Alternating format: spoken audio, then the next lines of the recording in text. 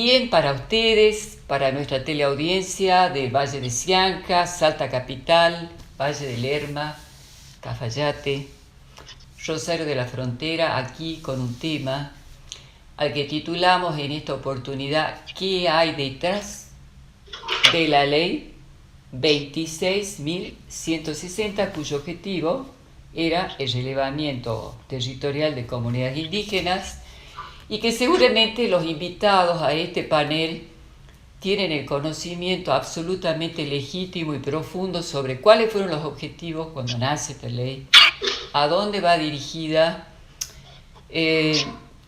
Lo que no está claro en este país es, en primer lugar, si realmente el objetivo era resolver un conflicto o generar más conflictos. El problema que nos parecía en Salta que era acuciante era darle igualdad de oportunidades a comunidades que legítimamente eran aborígenes, como la de los Wichis, que habitan en territorios fiscales y que deberían haber resuelto ese problema si los gobiernos de turno hubieran procedido legítimamente. Ese conflicto lo tendrían que haber resuelto.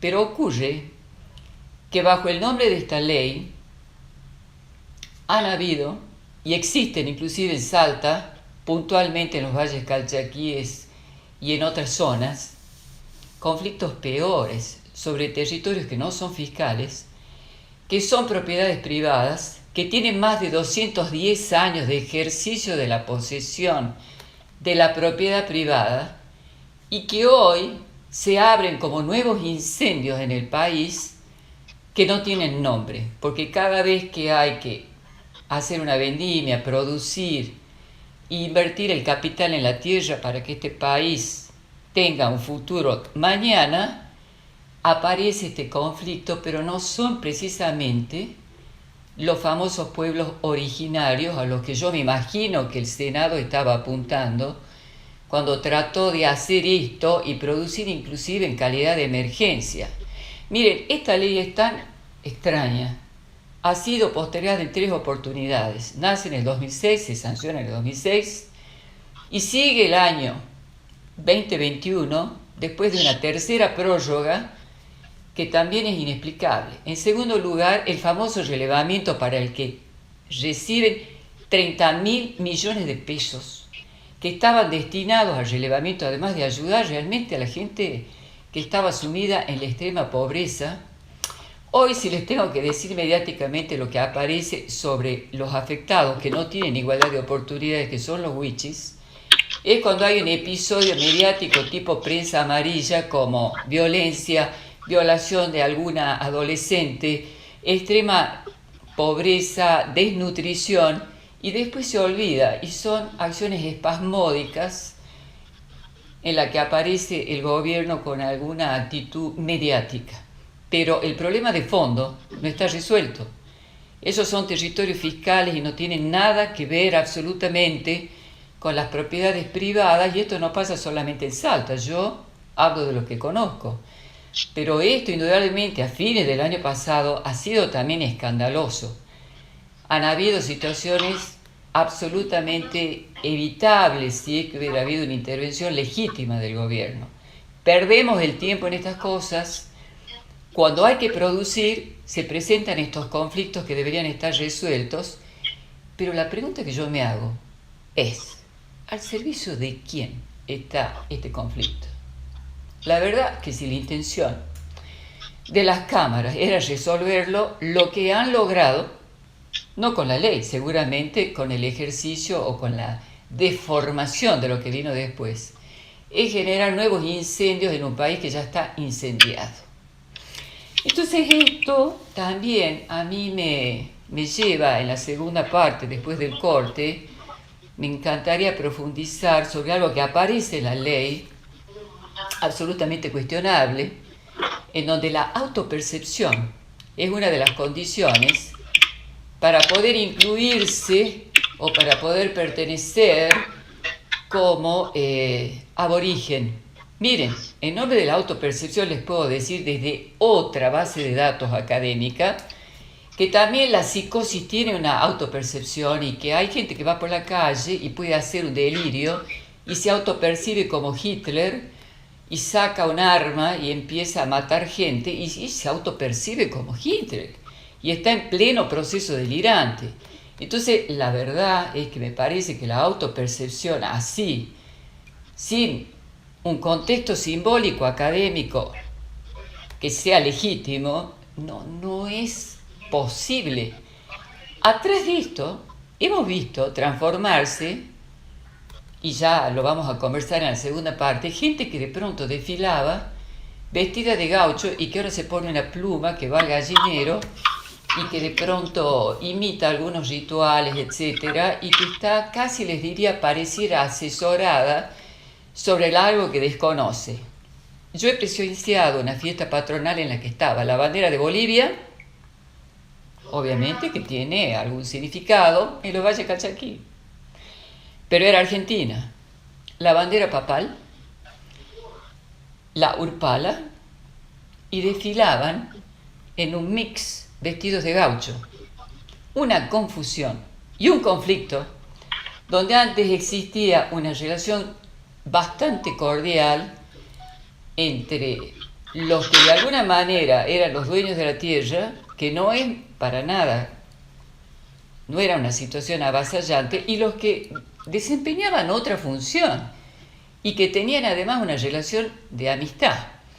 Eso es lo que quiero plantear en este programa, y como tengo invitados que son absolutamente legítimos y creo que ellos van a poder dar su punto de vista con toda profundidad y cada cual desde su lugar, nos vamos a un pequeño corte y ya volvemos con ellos.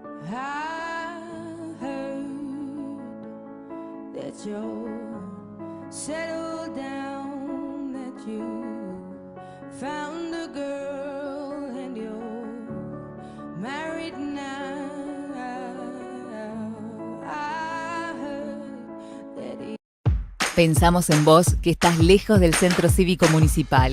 Ahora podés realizar tus trámites en el centro. Municipalidad Digital. Tenemos nuevas oficinas en Avenida San Martín 511, esquina Buenos Aires. Atendemos de lunes a viernes de 8 a 3 y de 14 a 18 horas. Ventanilla virtual, pagos de servicios online, asesoramiento en alta y seguimiento de habilitaciones, cajeros para todo tipo de pagos, servicios de ARMSA, firma digital y pago de multas del Tribunal de Faltas. Estamos haciendo para que Salta esté mejor.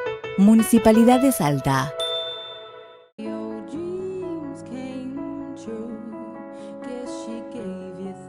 Hola Estela, buenas tardes a todos. Gracias por esta invitación. Creo que vos has sido muy precisa y concisa en explicar y en relatar en un breve resumen lo que llevamos más de 10 años sufriendo los propietarios y los vallistos. Todos los que conocen los valles saben que ha sido un lugar de paz donde no existían ni candados, ni puertas, ni nada, hasta que lamentablemente esta ley surge y es mal interpretada por los pillos, digamos, que lo que hacen es usarla para usurpar tierras y autopercibirse, como vos decís. Así como vos decís, como Hitler, yo hablaría de algo más simple. Si yo hoy me autopercibo un perro, podría hacer mis necesidades en la calle y nadie me podría detener. Y eso no es así. No es autopercibirse de un día para el otro lo que yo quiera hacer, ni con el fin de quedarme con las tierras ajenas.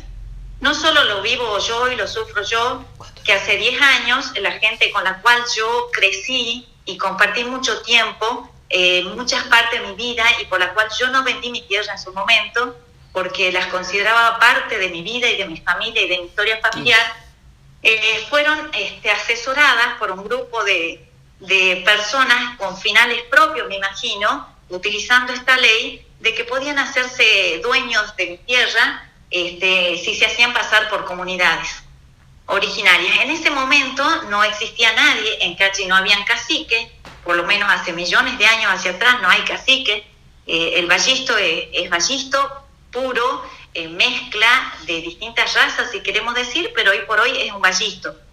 En ese momento algunos se sumaron al complot de hacerse pasar por originarios y pusieron a la primera autodenominada cacique, que se hacía llamar como mamushka. Desde ese término ya podemos empezar a decir que todo esto es un fraude, lamentablemente. Posterior a eso, ellos se dividen las tierras que quieren usurpar y lo que hacen es usufructuarlas para sí mismos. Es decir, no la trabajan en comunidad. Tal es así que ahora uno de los directivos de estos grupos es el señor Yáñez, que lo que hace es toma las tierras, comandado junto con el doctor Miguel Plaza de Cachi, y lo que hacen es toma las tierras y el señor Yáñez, por ejemplo, dice, tierra me toca a mí. Cuando a alguien de ese grupo que lo ayudó a usurpar esas tierras le dice, bueno, dame un lugarcito para cosechar, le dicen, no, vos elegí otra y nosotros te vamos a ayudar a usurpar, pero esta es mía y yo cosecho lo que yo quiero sobre esta tierra. Es muy lamentable, porque el Valle no es así. Todo salteño que conozca el Valle, nunca pasaron situaciones así, ni de amenazas, ni de arrebatos, ni de violencia. Nosotros hace poquito, con mi hermana, vivimos un estado de violencia terrible, en la cual corría peligro nuestra vida. Estuvimos en las pailas, la gente que trabaja, que es gente muy humilde, que trabaja ahí con mucho sacrificio, seguía trabajando la tierra y este grupete se decide invadir las tierras y no dejarlo trabajar. O sea que perjudican a la misma gente que vive de la producción y de la posibilidad muy humilde, de inclusión y quizás laboral. son hermanos, quizás son primos, pero el hermano y el primo no se quiere prender en esta situación y quiere ganar su propio alimento y quiere comprar su propia tierrita con el sacrificio, no con esta picardía de utilizar esta ley. Por eso la gente que trabaja en mi tierra me llama desesperado, que ellos iban a perder el momento de sembrar y de cosechar después, entonces se perdía totalmente el año. El que conoce los valles, vuelvo a repetir, sabe que hay tiempos para la cosecha, hay tiempos para la regada, y una vez que se ha pasado ese tiempo, ya el año está perdido. Es un ciclo corto. Es un ciclo que se tiene que respetar, no se puede cambiar. Por eso, ante el pedido de la gente que vaya a colaborar, yo fui con mi hermana, nos quedamos ahí ayudando a la gente para que puedan seguir trabajando. Se reunieron un grupo a los cuales a muchos de ellos le pagaron, porque ellos mismos dijeron que les pagaron como 800 pesos para ir a tirarnos piedra, y subieron al cerro y empezaron a tirarnos piedra. Le tiraron piedra a la policía, lesionaron a los policías. Fue una situación que realmente parecía de película de terror, cosa que nosotros no estamos acostumbrados a eso. Obviamente, es por mis creencias y por todo, nosotros hemos resistido ahí porque la gente nos pedía ayuda y obviamente tengo que ayudar a mi gente y tengo que defender mi tierra. Es por eso que tuvimos que estar 3 días ahí. En ese momento, bueno, llegó el fiscal, yo todavía estoy esperando que imputen a la gente que nos tiraron piedra, que nos lesionaron, que rompieron camioneta y todo. Todavía estoy esperando que se las impute porque un delito tiene que, y sobre todo de violencia, tiene que ser imputado. Estas personas no pueden quedar libres. ¿Cuántos meses han pasado de este episodio? Esto fue más o menos en los primeros días de diciembre, ¿sí? Año pasado, perdón. Y en los cuales sí estaba el doctor Plaza, Miguel Plaza, que lamentablemente se está aprovechando de esta situación y de esta ley, porque cuando yo voy, estaba en mis tierras, él llega y se introduce al ranchito que habían hecho, que era una chocita, y se queda toda la tarde ahí mientras se reían y decían cómo tenían que tirar las piedras. O sea que evidentemente el doctor Plaza tiene conocimiento de toda esta violencia y de que estaban preparando esta situación de violencia. Y al día siguiente, cuando nos tiraban piedras, cuando tuvieron que ir más de 50 policías a protegernos, cuando él llegó, estos delincuentes que estaban en el cerro dijeron, paren, que llega el jefe. Lamentablemente, este jefe está a cargo de agricultura familiar y él recibe plata de la nación, como mostraron el otro día, que recibió más de 2 millones de pesos, a los cuales no rinde cuentas a nadie hasta lo que tenemos en conocimiento nosotros en los valles.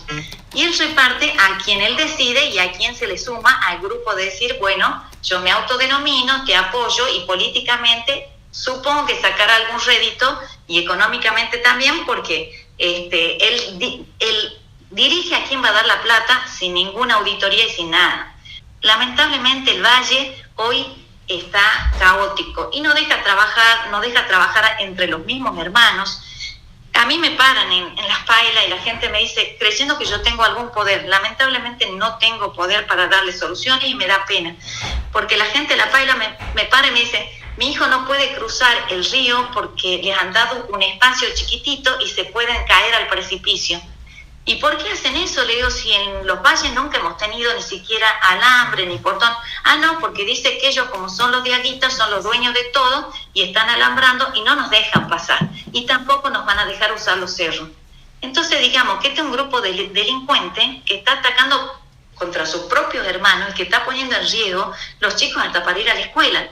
Cosa que no puede ocurrir, no puede seguir ocurriendo. Yo no tengo poder para ayudar a esa gente, no tengo la forma de ayudarlo, y lamentablemente los políticos que están en Cachi un poco se callan. Yo no sé si es para mantener su cargo político o si lo hacen porque les conviene, o están en la misma onda esta que están propagando a través de esta ley. La situación de los valles calchaquíes es el mejor ejemplo de cómo se hizo una aplicación distorsionada y abusiva de esta ley 26.160, ¿verdad? Que estableció la emergencia en materia de posesión y propiedad de tierras, que, como dice la ley, deben estar ocupadas tradicionalmente por comunidades indígenas, que es lo que no sucede en los valles calchaquíes, digamos, donde no hay comunidades. En primer lugar, no hay aborígenes que vivan en comunidad, y tampoco la existencia de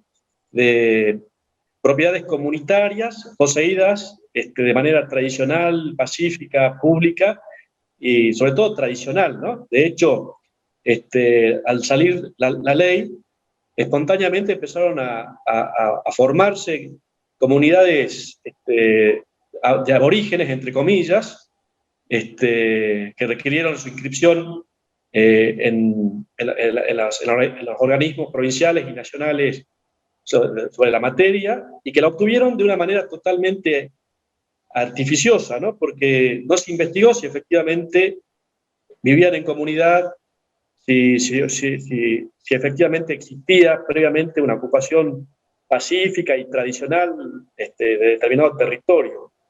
Esto no es absolutamente anticonstitucional, porque si uno es dueño de una tierra, paga el impuesto inmobiliario desde hace 210 años, y de pronto alguien que se autopercibe y que puede estar, como les digo, yo lo he visto en la clínica psicoanalítica, cursando un episodio psicótico donde se autopercibe, y autopercibe no está enmarcado académicamente ni simbólicamente, originario, se queda con la tierra del otro que cumple con una norma constitucional. No se está precisamente transgrediendo la Constitución y el derecho de propiedad.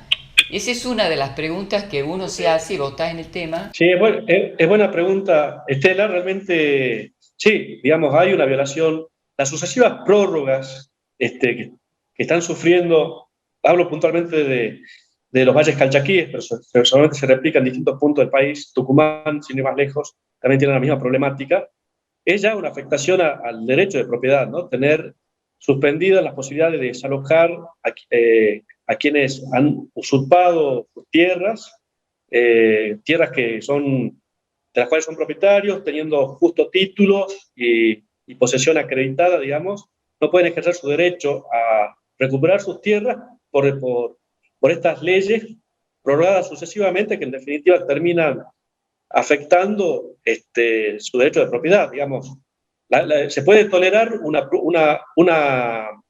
declaración de emergencia limitada en el tiempo, pero ya 4 veces prorrogada una misma ley que declara la emergencia ya es una afectación a un derecho de propiedad. Ahora, 1998, la Constitución Nacional reconoce también la preexistencia étnica y cultural, y reconoce el derecho de propiedad y posesión de las tierras que tradicionalmente ocupan las comunidades. Nosotros, ¿cómo resolvíamos lo que no se podía resolver por negociación? Lo hacíamos con expropiaciones. Entonces, en muchos casos se promovían expropiaciones nacionales.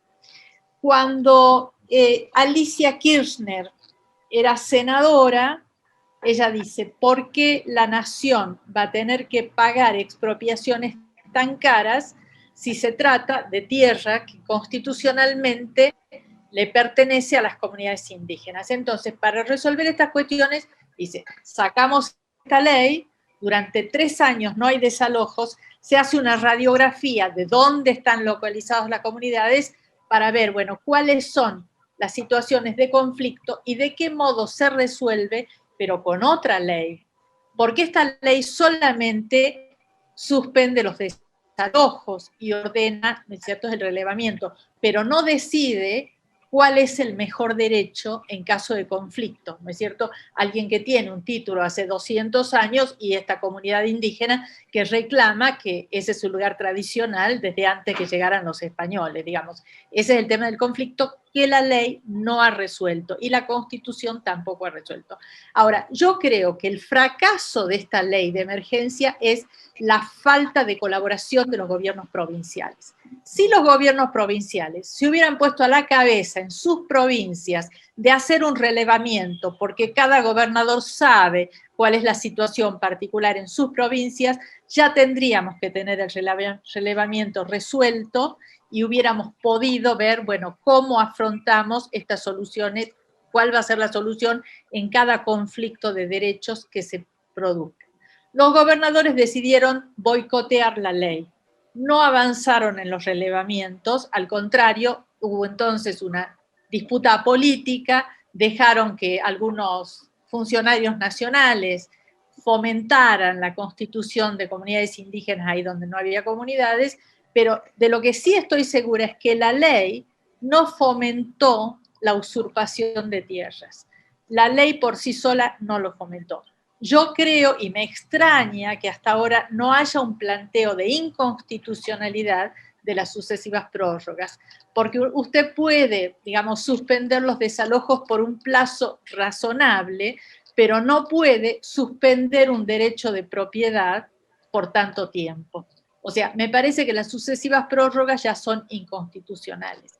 Y el país perdió una oportunidad extraordinaria de hacer una regulación de la propiedad comunitaria indígena cuando se debatió el nuevo Código Civil y Comercial. O sea, había proyectos ya de incorporar un capítulo que estableciera, bueno, en qué condiciones se reconoce la propiedad comunitaria indígena. Bueno, las comunidades fueron convencidas de que ellos no debían ser un capítulo del Código Civil, sino que necesitaban una ley especial. Y por supuesto la ley especial nunca llegó.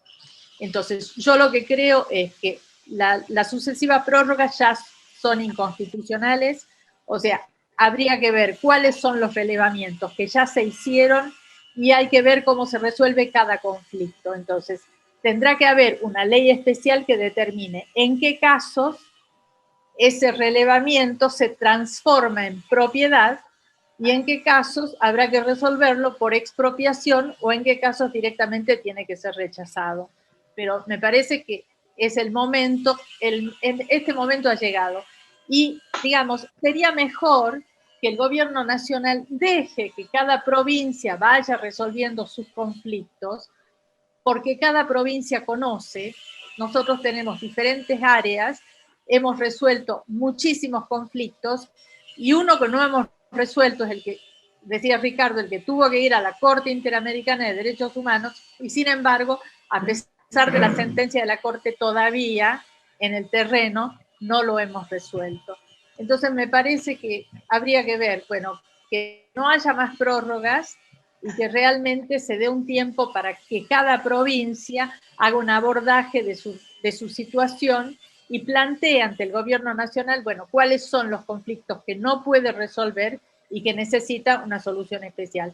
Y yo creo que en este momento, digamos, si alguien es titular en forma pública, pacífica, ininterrumpida, digamos, y con título, y tiene personas que invaden su propiedad, me parece que la justicia tiene que hacer valer su derecho y me parece que la justicia tiene que actuar, aunque exista una ley que suspenda los desalojos, porque esa ley hay que plantear ya es inconstitucional, porque ha excedido razonables pautas temporales para una suspensión preventiva de derechos constitucionales como es el derecho de propiedad. La Constitución Nacional, en el artículo 75, inciso 17, la reforma del 94 reconoció la persistencia étnica y cultural de los pueblos indígenas argentinos, digamos. Pero si uno lee ese inciso completo, allí se hace referencia a que son pueblos que han mantenido su identidad a lo largo de la historia y por el otro lado viven también en comunidad, conservan sus costumbres ancestrales. Distinta es la situación de aquellas antiguas comunidades originarias que luego han experimentado a lo largo, yo diría, de los siglos, experimentado un proceso de mestizaje y de simbiosis cultural, que es otra situación absolutamente distinta a estas comunidades indígenas que han mantenido su identidad y compartir de manera comunitaria la tierra, ¿no? Esto me parece que hay que distinguirlos, porque si no entramos a confundir las cosas. Usted citó lo que yo alguna vez le conté, que es una anécdota real, digamos, que un día en Buenos Aires me encuentro con una persona del Valle Calchaquí, que conocía de tantas veces ir a fiestas patronales en el Valle, y bueno, me encuentro allí en la calle en Buenos Aires y le digo, bueno, hola, ¿cómo andás para acá por Buenos Aires? ¿Cómo está tu madre? ¿Cómo están las cabras? ¿Cómo está fulano? ¿Cómo está sutano? Y después le digo, bueno, vos viniste a pasear a Buenos Aires. No, me dice, doctor, lo que pasa es que ahora hay subsidios para los pueblos aborígenes. Bueno, yo me quedé, cuando me despedí, me quedé pensando, claro, para la gente criolla, yo lo conocía fundamentalmente por su participación en el Fortín Gaucho de la localidad. Para los criollos no hay subsidios, hay otro tipo de subsidios para los pueblos originarios. Entonces, bueno, acá la verdad que estamos mezclando las cosas, ¿no? A mí me parece que es muy distinta la situación de quienes son criollos, en definitiva, porque ha habido el mestizaje, como señalaba recién, a lo largo de los siglos. Y bien, hasta aquí con la primera parte de nuestro programa, que hay detrás de la ley 26.160 de relevamiento territorial de las comunidades aborígenes, que desde el año 2006 se prolonga durante 15 años, hasta el 2021 inexplicablemente.